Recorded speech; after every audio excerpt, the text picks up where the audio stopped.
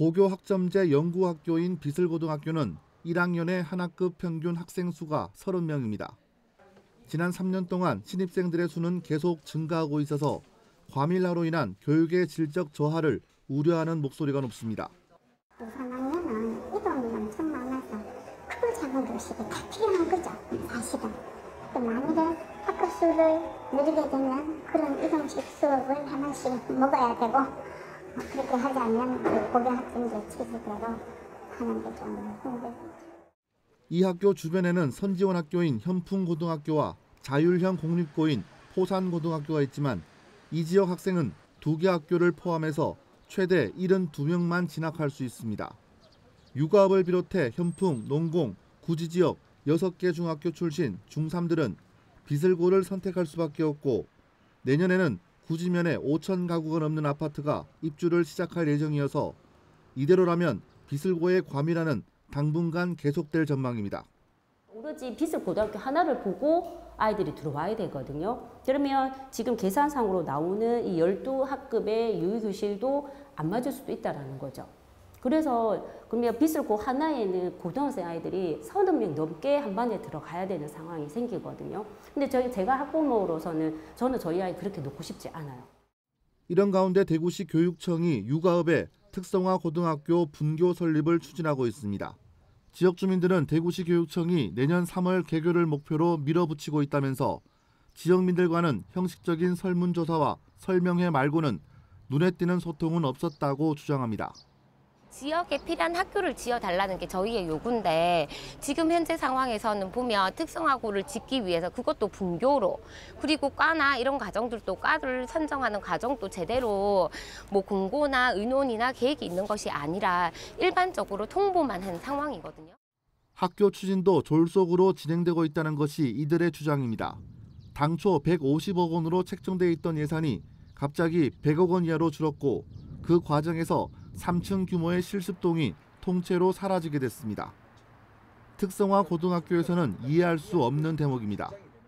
전문 교과는 모두 다 실습 위주로 수업이 이루어져야 실습을 통해서 학생들이 그것을 연마하고 습득해서 사회에 나가서 이제 곧바로 취업을 하고 하는 것이 교육 과정이 아주 중요한 것입니다.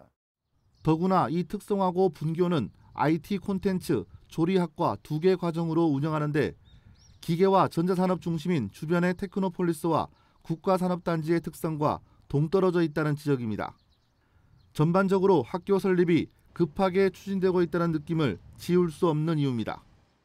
수요조사도 충분히 하고 그다음에 지역 주민들의 의견도 충분히 듣고 그리고 많은 준비를 해가지고 이제 심사를 통과할 수 있으면 제일 좋고 그게 안 된다면 지자체 예산을 적극적으로 활용해가지고 제대로 된 학교를 문을 여는 것이 우리 지역 주민들의 바람입니다. 대구시 교육청은 달성군에 특성화 고등학교가 없고 그에 대한 수요를 반영한 결정이라고 해명했습니다. 예산을 줄여 추진할 수밖에 없었던 이유는 100억 원이 넘으면 교육부의 중앙투자심사를 받아야 하는데 1년이라도 빨리 학교를 설립하기 위해서 어쩔 수 없는 선택이었다고 설명했습니다. 처음에는 한 150억 정도 들이면 그래도 어느 정도는 규모가 되겠다 싶어서 작년에 중투를 받기 전에는 그래 큰 고민을 했었습니다. 이렇게 하면 좀 잘 지어줄 수 있겠다 해서. 근데 이제 그게 안 되니까 그렇다고 해서 그 학생들 계속 우리가 외면할 수는 없지 않습니까? 비슬고등학교의 과밀화 문제를 해결하기 위해 육아업 쌍계리에 있는 고등학교 부지를 활용하는 방법이 있습니다. 그러나 수년 동안 교육부의 중앙투자심사를 통과하지 못해 학교 설립이 미뤄지고 있는 상황입니다. 지금 중학생들이 집을 다 엄마들이 몇 번 뽑는 집을 다 내놓은 상태예요. 그러니까 지금 고등학교를 보낼 수 없어가지고 다시 들어왔다가 다시 고등학교 학교 문제 때문에 다시 유출되는 거예요. 그럼 테크노폴리스라는 이 지역은 발전할 수가 없는 거예요. 그게 가장 큰 문제입니다, 이게. 대구시 교육청은 학교 신설은 어렵다고 보고 별도의 대책을 마련 중에 있습니다. 현풍고등학교와 포산고등학교의 지역 할당 비율을 높이는 방법과 비슬고등학교의 학급을 증설하거나 혹은 증축하는 방안이 거론됩니다. 공동주택이 개발이 되면 거기에 대한 학생 증가율을 저희가 추이를 보고 있는데 그 추이만큼 하고 이 3개의 그 고등학교 시설을 다 봤을 때에는 한 개의 고등학교를 설립할 수 있는 그런 규모는 지금 나오지 않는 상황이라서 현재는 이제 여러 가지 방안을 사실 강구를 하고 있고. 도시가 팽창하면서 학교가 필요한 곳이 많지만 상대적으로 학령 인구는 줄고 있기 때문에 학교 신설은 쉽지 않은 상황입니다. 힌트는 교육부가 중앙투자심사 기준을 상향 조정한 결정을 시기적으로 잘 활용한 세종특별시 아름중학교에서 찾을 수 있습니다. 세종시 교육청은 올해 교육부가 시도교육청이 자체 예산으로 학교를 지을 수 있는 예산 범위를 100억 원에서 300억 원으로 상향 조정하자 이를 적극 활용해 중앙투자심사를 거치지 않고 자체적으로 아름중학교 제2캠퍼스를 건립하고 있습니다. 학교 설립을 둘러싼 갈등은 비단 달성군 육아업이 아니더라도 대구 어디에서나 일어날 수 있는 문제입니다. 풀어야 할 현안은 있지만 머리를 맞대고 논의할 수 있는 기구가 없다는 것도 아쉬운 대목입니다.